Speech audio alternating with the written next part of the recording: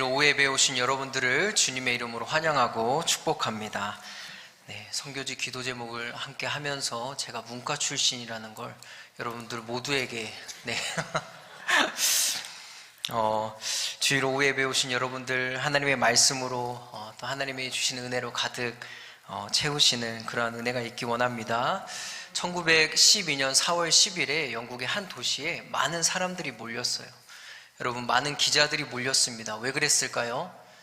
그날이 타이타닉호가 처음으로 출항하는 날이었기 때문입니다.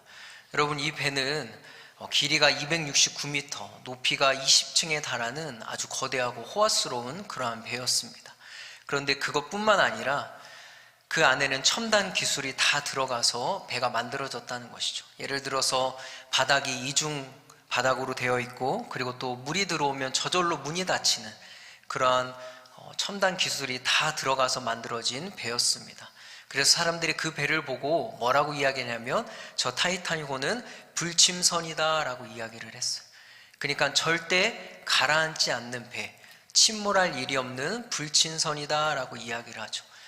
그러니까 거기 타이타닉에 대한 믿음과 확신이 아주 강력하게 들어있는 그러한 이름을 가지고 불렀다라는 것입니다. 그런데 여러분, 어떻게 되었습니까? 흘러내려오는 빙하를 피하지 못하고 부딪혀서 두동강이 나서 침몰하게 되었던 것이죠. 딱 처음 출발했던 그 출항이 마지막 출항이 되었습니다. 그런데 사람들은 이 배가 결코 이렇게 가라앉지 않을 것이다, 가라앉는 일이 없을 것이다 라고 생각해서 구명보트도 넉넉하게 준비를 못했습니다.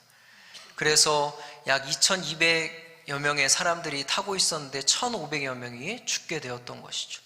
근데 놀라운 것은 배가 빙하에 부딪혀서 그렇게 지금 어려움을 겪고 있을 때에도 사람들이 배가 가라앉을 거란 생각을 하지 않았기 때문에 여전히 파티를 멈추지 않고 계속했다고 해요. 그리고 또 어떤 이들은 떨어져 나온 그 빙하 조각을 가지고 축구를 하는 이들도 있었고, 또 어떤 이들은 그 떨어진 빙하 조각을 주스면서 이것을 내가 마시고 있는 위스키 잔에 내가 넣어야겠다라고 하면서 그 빙하를 챙겨가는 사람들도 있었다고 합니다. 여러분, 그렇게 절대 가라앉지 않을 것이다, 자신들의 기술과 또 배의 견고함을 믿었던 이 불침선이라고 했던 이 타이타닉호가 하지만 그대로 두동강이 나서 바다 깊숙한 곳으로 가라앉게 되었죠. 사랑하는 성도님들, 여러분들은 혹시 나의 인생의 불침선이다 라고 할 수 있는 것, 여러분들은 그것을 무엇이라고 생각하십니까? 나를 절대 가라앉지 않게 할 수 있는 것, 어떤 사람은 그것이 지혜라고 이야기할 수도 있고, 돈이라고도 이야기할 수 있고, 경험이라고 이야기할 수 있고, 인맥이라고 이야기할 수 있지만, 여러분, 분명한 것은 그것들은 모두 다 마침내는 결국에는 가라앉는다라는 것이죠. 그렇다면 가라앉지 않고 우리의 인생을 계속해서 이끌어줄 그분은 누구이십니까?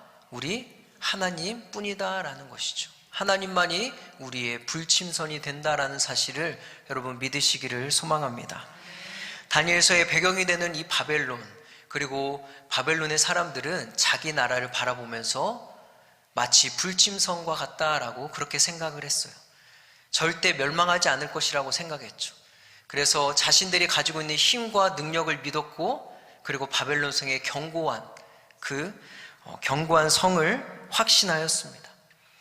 그런데 자신들은 절대 멸망하지 않을 것이라고 자신했지만, 놀랍게도 오늘 본문의 말씀을 보면 바벨론이 무너지는 이야기가 등장하고 있다는 것이죠. 오늘 본문을 보면 불침선이라 여겼던 바벨론이 완전히 침몰해버리고 맙니다. 그리고 그 중심에는 바벨론의 왕 벨사살 왕이 있었습니다. 여러분, 5장 1절의 말씀을 보면 벨사살 왕이 귀족 1000명을 데리고 와서 그 잔치를 벌입니다. 그런데 여기에서 한 가지 큰 실수를 해요. 그게 무엇이냐면, 이전에 느부갓네살이 예루살렘 성전에서 가지고 왔던 그 그릇들, 금, 은, 이 그릇들을 가지고 와서 거기에 술을 붓고 마시면서 우상들을 찬양하는 것이죠. 그러한 실수를 버릴 때, 바로 그때 사람의 손가락이 나타나서 석회벽에 글씨를 쓰기 시작합니다.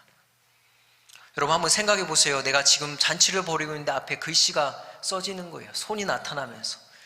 왕은 그것을 보면서 너무나 공포에 사로잡힌 것이죠. 얼굴빛이 변하고 넓적다리 그 마디가 녹아내리고 무릎이 서로 부딪힐 정도로 공포에 사로잡힙니다. 그리고는 도대체 이 글자가 무엇을 의미하는 것인지 나에게 이야기해 줄 수 있는 사람이 있다면 내가 그 사람에게 큰 상급을 베풀고 나라의 셋째 통치자로 삼겠다라고 이야기하죠. 그런데 여러분, 아무도 그 글자를 해석하는 사람이 없어요. 그런데 이 글자를 누가 해석합니까? 다니엘, 포로로 끌려왔던 다니엘 한 사람이 등장해서 이 글자를 해석해 주는 것이죠. 다니엘은 왕에게 나와서 이렇게 이야기합니다. 표준 세번역인데요, 17절의 말씀입니다. 다니엘이 왕 앞에서 아뢰었다. 임금님이 주시겠다는 선물은 거두시고 임금님이 내리실 상급은 다른 사람에게 주시기 바랍니다. 그럴지라도 저는 이 글자를 읽고서 그 뜻을 풀이하여 임금님께 알려드리겠습니다. 다니엘이 뭐라고 이야기해요? 임금님이 주시는 선물은 난 필요 없습니다 라고 이야기하죠. 그리고 또 임금님이 주실, 왕이 주실 상급, 나는 필요 없으니까 다른 사람에게 주십시오.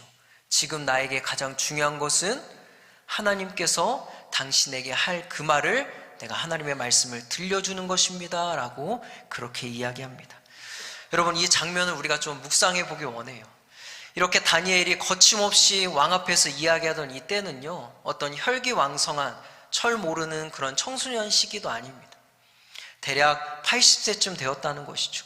그러니까 혈기왕성한 그러한 청소년 시기도 아니고 승승장구하던 그러한 청년의 때도 아니고, 그리고 또 장년을 넘어서 심지어 노년을 향해 가는 그 시기에 다니엘이 지금 이렇게 왕 앞에서 거침없이 이야기했다라는 거예요. 여러분, 무엇을 보여주는 것이에요? 다니엘이 끌려왔을 때부터 지금까지 노년이 지나도록 그의 믿음은 변하지 않았다라는 거죠. 그는 여전히 신실하게 노년이 되었음에도 불구하고 하나님 앞에 신실한 믿음으로 서 있었다라는 것이에요.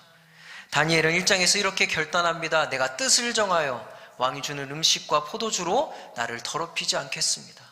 무엇을 이야기하는 거예요? 왕이 주는 포상보다 하나님 앞에서 거룩하게 서 있는 것이 나에겐 중요합니다 라고 이야기하는 거죠.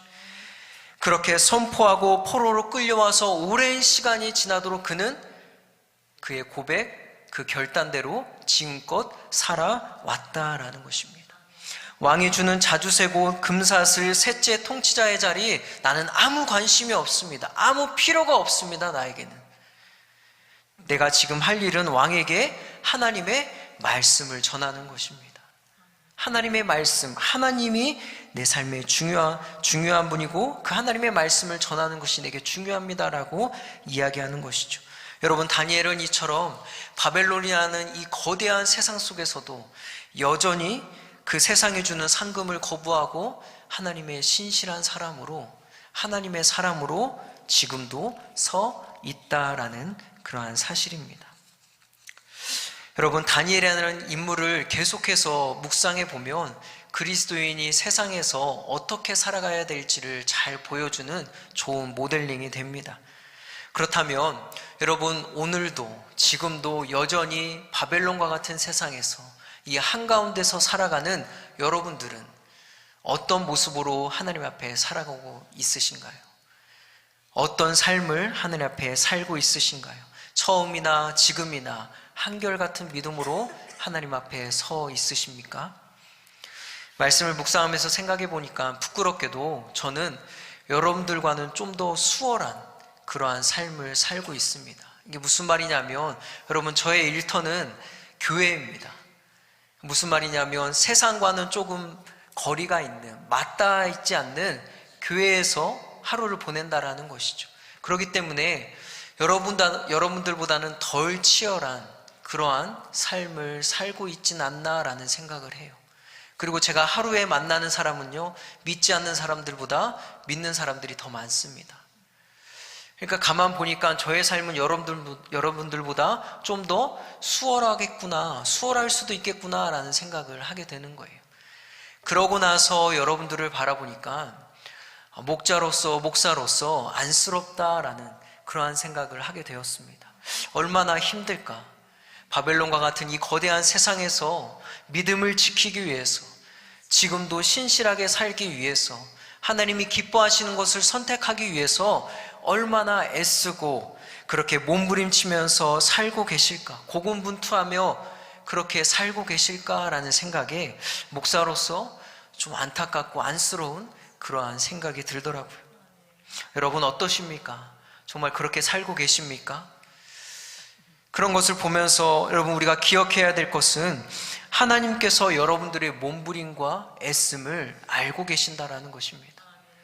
하나님께서 바벨론의 땅 가운데서 다니엘을 보셨던 것처럼 하나님께서 마치 바벨론과 같은 세상 속에서 그럼에도 불구하고 믿음을 지키려고 애쓰고 하나님의 것을 선택하려고 애쓰고 세상이 주는 달콤함을 거부하고 하나님의 말씀을 붙잡고 서려고 하는 그 몸부림을 하나님은 기억하신다라는 것이죠. 그러니 사랑하는 성도님들, 우리의 첫 마음을 잊지 않기를 원합니다. 이렇게 살겠노라고 결단했던 그 믿음을 여러분 놓치지 않기를 원합니다. 내가 처해져 있는 환경 때문에, 내가 만나고 있는 그 어려움 때문에, 그런 일들 때문에 우리가 하나님 앞에 고백했던 그 첫 마음을 그냥 쏟아버리지 않기를 원해요. 주님은 에베소 교회를 향해서 이렇게 이야기합니다. 요한계시록에서 내가 너희들의 인내를 알고 악한 자들을 용납하지 않은 것, 거짓된 자들을 드러낸 것, 게으르지 않은 것을 내가 안다라고 말씀하세요. 내가 안다라는 것이죠. 너가 그렇게 살았던 것 안다. 그런데 뭐라고 말씀합니까? 한 가지 책망할 것이 있다라고 이야기하죠. 여러분 그것이 무엇인가요? 요한계시록 2장 4절에서 5절의 말씀입니다. 그러나 너를 책망할 것이 있나니 너의 처음 사랑을 버렸느니라. 그러므로 어디서 떨어졌는지를 생각하고 회개하라. 처음 행위를 가지라. 만일 그리하지 아니하고 회개하지 아니하면 내가 너에게 가서 내 촛대를 그 자리에서 옮기리라. 여러분 책망할 것이 있다고 하는데 그것이 무엇인가요? 첫 사랑을 버린 것, 첫 마음을 버린 것, 첫 결단, 처음대로 살지 않는 그 모습을 우리 주님께서 책망한다는 것입니다. 그러니까 여러분 내가 앞에서 아무리 잘해도 그 첫 마음을 잊어버리고 나의 삶이 변하면 하나님은 그것을 책망하시고 촛대를 옮기신다라는 것이죠. 그러므로 여러분 결국 우리 주님은 끝까지 신실한 사람을, 끝까지 믿음 위에 있는 교회를 사용하시는 분입니다. 직장에서, 가정에서, 삶의 자리에서 여러분 내가 믿음대로 사는 것이 너무나 힘들어요. 그리고 세상에서는 그 세상에서 주는 그 포상이, 그 상급이 너무나 달콤해서 우리가 믿음을 끝까지 지키는 것이 결코 쉽지 않지요. 하지만 여러분 오늘 이 시간에 다니엘을 기억하기를 소망합니다. 다니엘처럼 주님을 처음 만났을 때나 지금이나 여전히 하나님 앞에 신실한 믿음으로 그 하나님 앞에 서 있는 저와 여러분들이 되기를 간절히 소망합니다. 그리고 우리 그런 우암교회가 되기를 간절히 또 축복합니다. 여러분 다니엘은 왕에게 당신이 하나님 앞에 심판을 받을 수밖에 없는 이유에 대해서 이야기합니다. 그 이유가 무엇인가요? 오늘 말씀을 보면 벨사살 왕이 당신이 다 알고 있음에도 마음을 낮추지 않고 하나님 앞에 죄를 지었다라고 이야기하죠. 다 알고 있음에도 당신이 죄를 지었습니다. 여러분 여기에서 그렇다면 벨사살 왕이 다 알고 있었던 것, 무엇을 알고 있었을까요? 그것은 바로 느부갓네살이, 그 이전에 느부갓네살이 바벨론의 그 아름다운 성들을 내려다보면서, 아름다운 것들을 바라보면서, 업적을 보면서 느부갓네살이 자기가 능력이 있어서, 자기가 힘이 있고 권세가 있어서 이 모든 것을 내가 이루었다 라고 그렇게 하나님의 영광을 가로챌 때 하나님께서 어떻게 하십니까? 그에게 한순간에 모든 영광을 다 빼앗아 가시죠. 그를 그렇게 치고 7년 동안 짐승처럼 살게 하십니다. 그러면서 하나님은요 세상 사람들에게 이야기하고 있는 거, 말하고 있는 거예요. 사람이 능력이 있어서 이 모든 것을 가진 것이 아니다. 똑똑히 보아라. 느부갓네살이 능력이 있어서, 그가 권능이 있어서 이 많은 것들을 누릴 수 있는 것이 아니라 나 하나님이 그에게 이 권세와 능력을 주었기 때문에 그가 누리고 있는 거야 라고 하나님은 느부갓네살을 치시면서 세상을 향해 말씀하고 있는 거예요. 하나님께서는 느부갓네살, 너에게 내가 권세와 영광을 주었기에 네가 사람을 살리기도 하고 죽일 수도 있고 네가 사람을 높이기도 하고 낮출 수도 있는 것이다. 그러니 겸손히 내 앞에서 나를 두려워할 줄 알고 하나님을 기억하라라고 느부갓네살을 치시면서 그에게 그리고 온 세상에게 말씀하셨다라는 것이죠.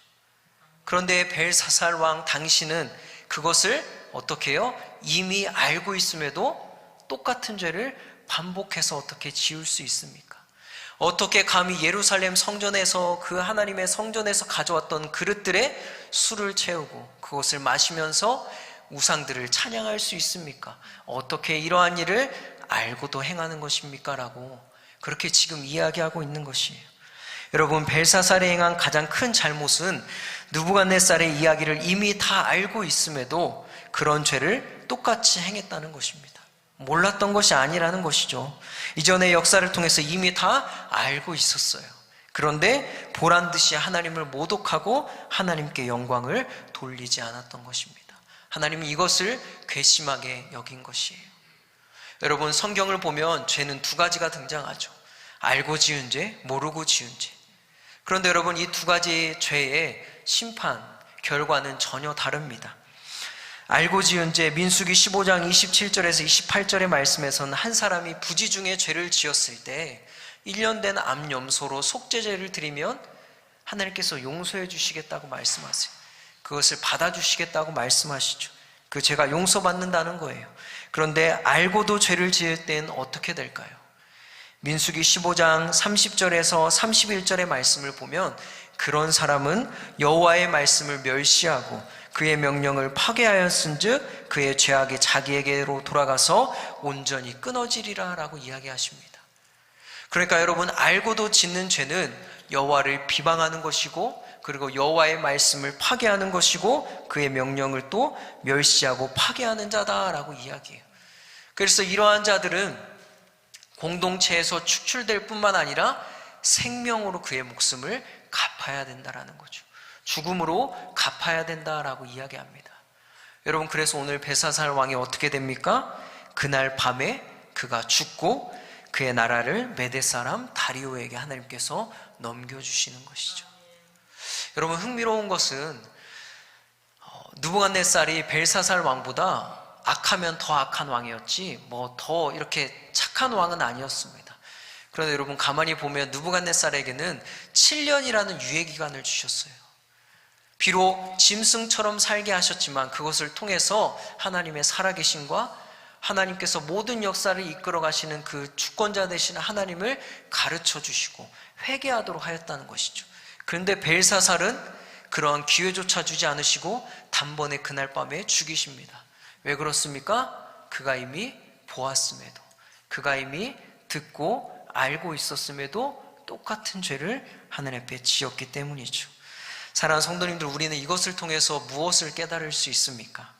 알고도 하나님께 죄를 짓는 것은 우리의 삶을 단번에 그리고 허무하게 망쳐버릴 수 있는, 무너뜨릴 수 있다라는 그러한 사실인 것이죠. 알고도 하나님의 말씀을 외면하고 알고도 하나님의 말씀을 듣지 못한 척하고 그렇게 죄악을 향해 달려가는 것이 얼마나 큰 죄인지를 우리는 이것을 통해서 깨달아야 될 줄 믿습니다. 여러분, 오늘은 사순절 첫째 주일입니다. 주님의 사랑을 묵상하면서 또 내 삶을 돌아보는 기간입니다. 여러분, 혹 내가 알고도 끊어내지 못했던 죄가 있다면 그것이 무엇이 있으십니까? 오늘 하나님께서 계속해서 나에게 들려주시는 하나님의 말씀이 있는데 내가 그것을 듣기에 거북하여서 부담스러워서 그 말씀의 무게가 무거워서 외면했던 그 하나님의 말씀이 무엇이 있으십니까? 오늘 사순절 시작을 맞이하면서 여러분, 그 죄를 잘라내고 회개하고 하나님께 돌아오는 은혜가 여러분들 가운데 있기를 간절히 소망합니다. 여러분, 더 나아가서 사순절 기간 우리는 예수 그리스도와의 친밀한 교제를 다시 한번 회복해야 할 것입니다. 말씀을 묵상하면서 여러분, 의아한 부분이 있지 않습니까? 그건 무엇이냐면 벨사살 왕이 모른 것이 아니라 알았다라는 거예요. 알았는데 똑같은 죄를 지었다는 건 여러분, 그것은 무엇일까요? 배짱이 좋아서 그러는 것일까요? 용감해서, 무식하면 용감해서 그래서 그러는 것일까요? 벨사살 왕이 다 알았다고 하는데 왜 이런 어리석은 죄를 저질렀을까요? 왜냐하면 그의 알은 온전한 알미 아니었기 때문입니다. 여러분, 누군가를 안다는 것은 무엇입니까? 제가 이러한 일이 있었어요. 예전에 스타벅스에서 이제 드라이브스루를 하기 위해서 차를 가지고 이렇게 스타벅스를 들어갔어요. 근데 들어갔는데 너무나 깜짝 놀라게 권세웅님 어서 오세요, 환영합니다, 이렇게 인사를 하는 거예요. 네, 그래서 이게 무슨 일인가? 제가 보기와 달리 여러분 약간 이렇게 따라가는 문맹이 좀 늦기도 합니다, 여러분. 네. 그래서 여러분과 똑같이 핸드폰을 사용해요. 카톡, 알람, 전화, 인터넷 3개만 합니다. 근데 이렇게 딱 들어갔는데 권세웅님 환영합니다라고 인사를 이렇게 해주는 거예요. 그래서 이게 무슨 일인가 싶었어요. 그리고 신기하고 그렇게 좀 놀라웠죠.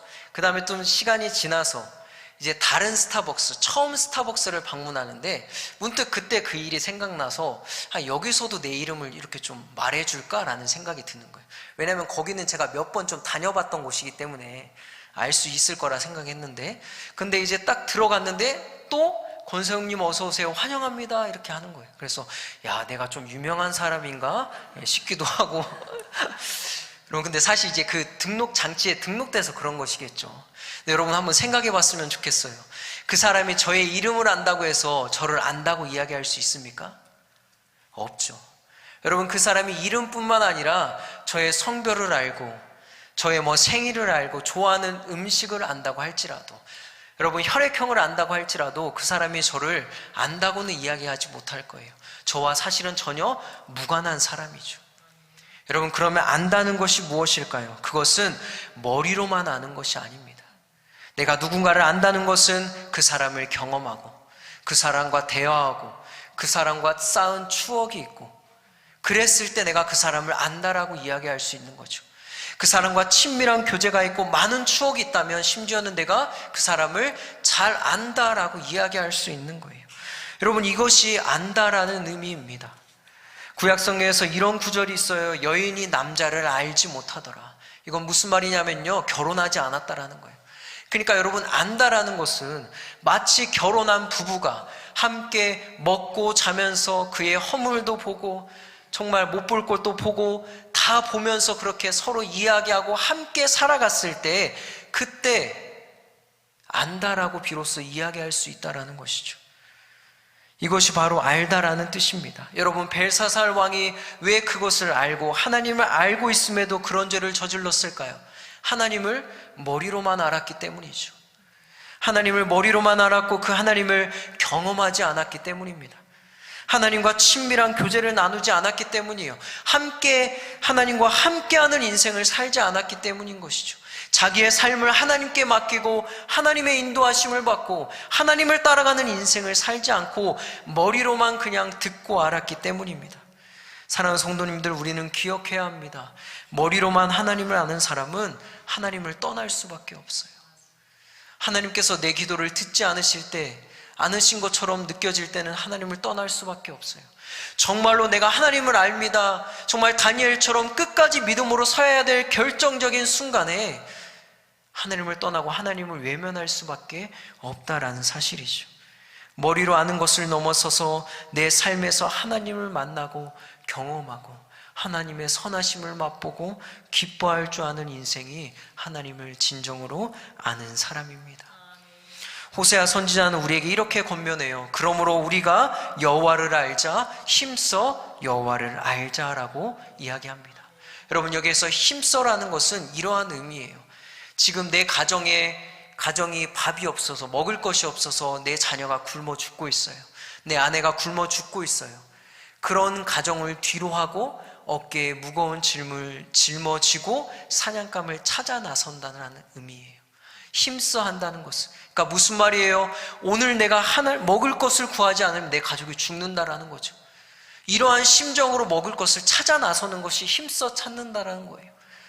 그러니까 여러분, 내가 오늘 하나님을 알지 못하면, 오늘 하나님을 경험하지 못하면, 오늘 하나님의 그 말씀이 이루어지는 것을 경험하지 못하면 나는 죽습니다라고 하는 그러한 심정으로 하나님을 알아가는 것, 그것이 힘써 안다라는 의미인 것입니다. 여러분, 우리에게 이러한 열심이 있기를 소망합니다. 하나님을 머리로만 알면 죽은 믿음이에요. 여러분, 불행하게도 그런 믿음으로는 내 가정도 내 자녀도 교회도 살릴 수가 없어요. 하나님과 깊은 교제를 통해서 여러분 눈으로 읽었던 하나님을 정말 내 삶에서 진짜 만나기를 소망합니다.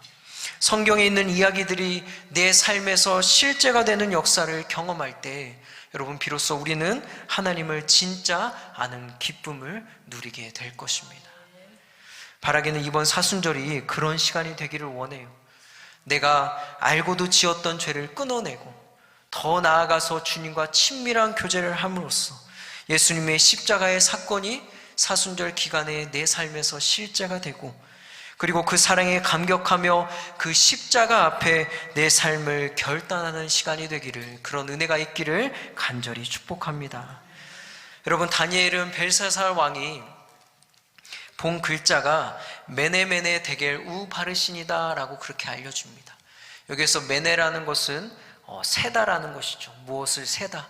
그 다음에 데겔은 무게를 재다라는 것입니다. 그리고 바르신은 둘로 쪼개다라는 것입니다. 그러니까 무슨 뜻이에요? 벨사살 왕과 당신과 당신의 나라의 무게를 재어보니, 그 나라를 세어보니 그 무게가 모자라서 둘로 쪼개어 버리시겠다라고 말씀하는 거죠. 하나님이 그렇게 행하시겠다라고 이야기하는 거예요. 세어보고 무게를 달아보고 기준이 미달이 되어서 하나님이 바벨론을 메대와 바사에게 넘겨주실 것이라고 이야기해요.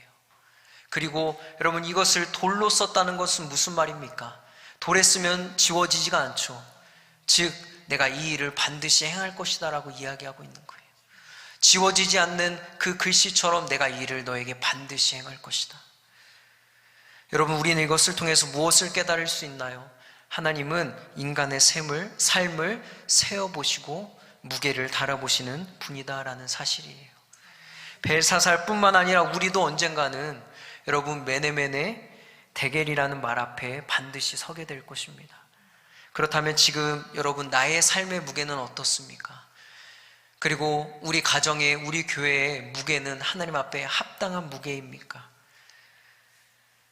아니면 그런 줄 알았는데 막상 달아보니 한참 모자란 그러한 무게를 가지고 있었을까요?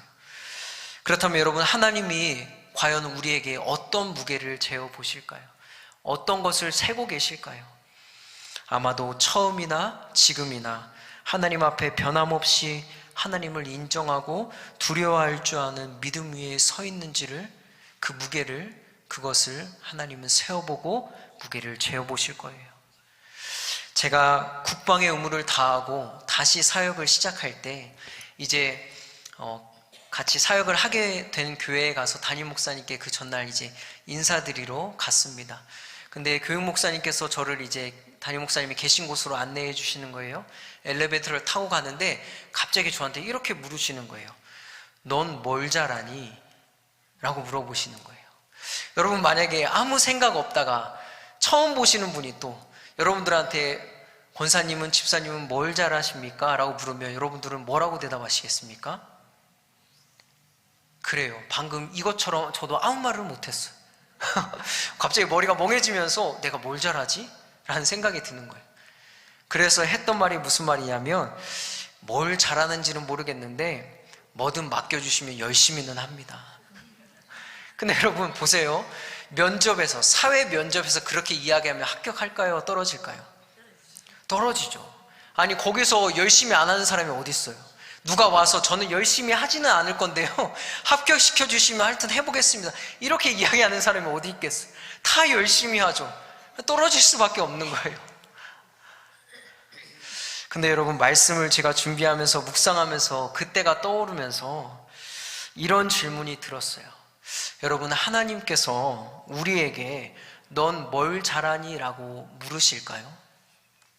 여러분, 우리가 믿는 하나님이 여러분들에게 너는 뭘 잘하니? 라고 그렇게 하나님이 물으실까요? 우리에게? 그러진 않으실 것 같아요. 그럼 하나님은 우리에게 뭐라고 질문하실까요? 아마 이렇게 질문하실 것입니다. 너 옛날에 내게 했던 그 고백, 그 믿음, 그 결단대로 지금도 여전히 내 앞에 서 있니? 라고 물어보실 것 같아요.